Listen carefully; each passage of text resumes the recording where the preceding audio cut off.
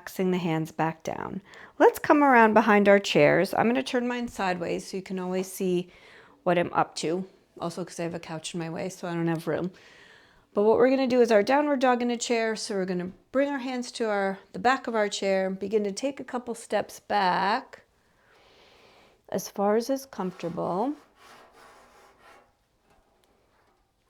And then forward fold, hinge at the hips, soft knees. Drawing the hips back with the hands on the chair.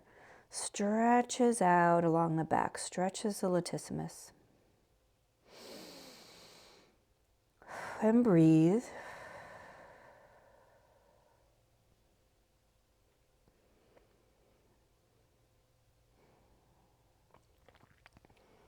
And then we're slowly going to start to make our way up. As we're coming up, step the right leg forward towards the chair.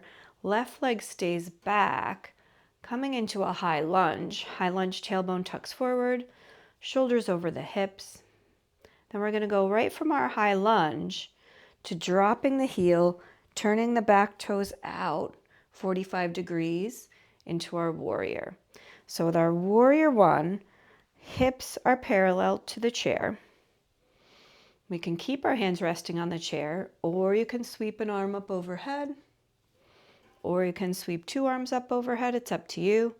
Always good to have a hand on the chair for support if you need it, so don't feel like any hands need to be up. But you decide how you do your warrior. So back toes are turned out, hips are square.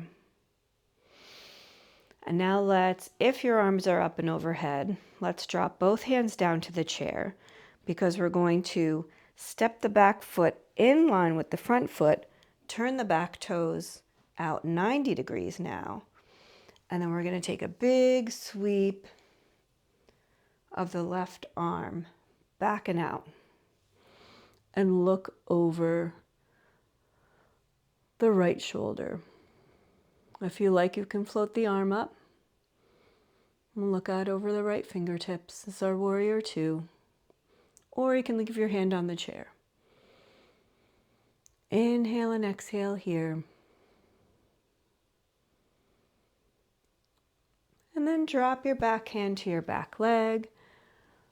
Roll the body open, lift up to the ceiling, reverse warrior. If your right arm is off the chair, you can bring that up and overhead. Sweeping back up into our warrior two. And then let's drop the front arm, windmill the back arm around, pull the back heel up, and then take a big step forward with the back leg. And then let's step both legs back again to our downward dog. So coming into our stretch, drawing the hips back, arms are extending out, holding onto the chair, pulling the hips back. Breathe here. And then on the next inhale, start to come upright again. This time, left leg comes forward towards the chair. Hips stay square. For right now, we're in our high lunge. So the back heel is off the ground, front foot is bent, tailbone tucks forward, shoulders over the hips. And then we're going to move right into our warrior. So back foot turns out, heel drops, but the hips stay square.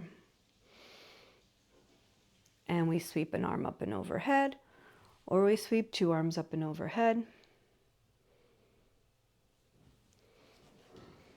I'm going to flip around real fast, so I'm always facing the camera.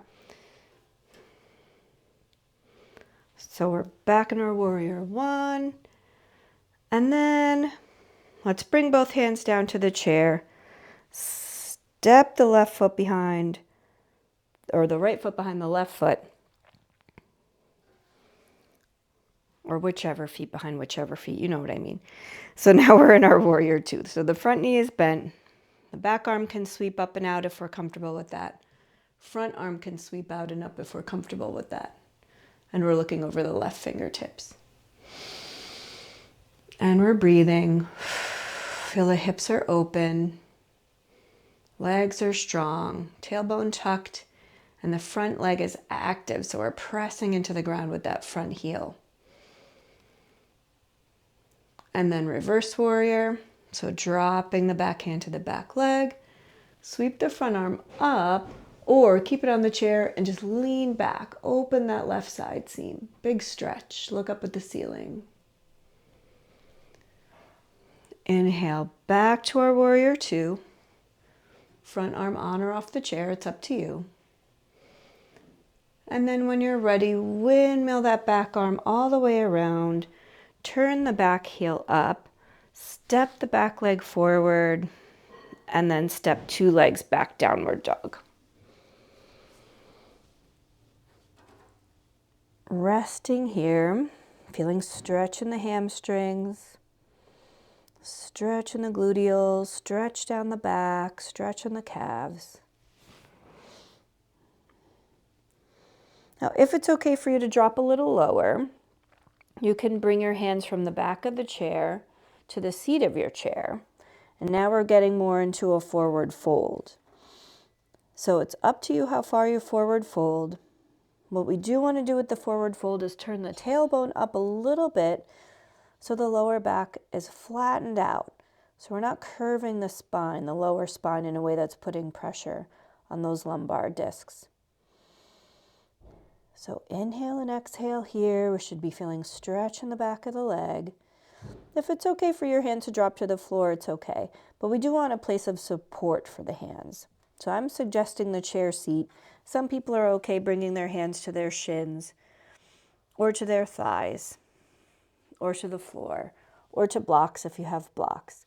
But whatever you do, let your hands be supportive.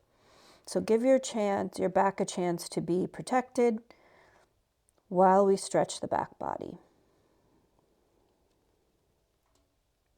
Then we're slowly going to make our way up from wherever you are. So if you're in a very deep forward fold, start walking your hands up to your shins and thighs, or up to the seat of the chair, and up to the back of the chair. So coming up slowly so we don't wind up in a head rush. And then continuing to come up slowly and bringing both legs back up to our chair.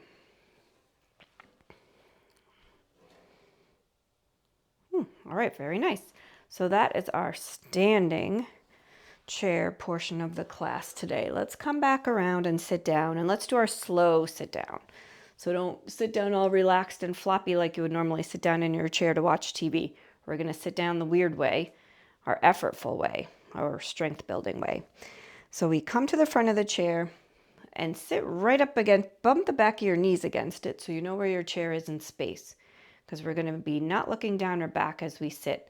Sometimes that feels disorienting. It feels a little weird, like you don't know where you're going. So let's start to gently bend the knees as we begin to drop the hips down, hinging forward, flat spine, and then right here, activate everything. Squeeze thighs, squeeze hamstrings, squeeze butt. Let the arms come to someplace comfortable and supportive, but we're trying not to use them as we sit down. And we drop an inch and breathe. And drop another inch and breathe. Drop another inch and breathe. Activate those thighs, gluteals, hamstrings. All the muscles in the lower body are working. Hamstrings, hip flexors, everything is supporting us as we gently sit down. Really nice. I know everybody loves that. I know it's everybody's favorite chair yoga movement.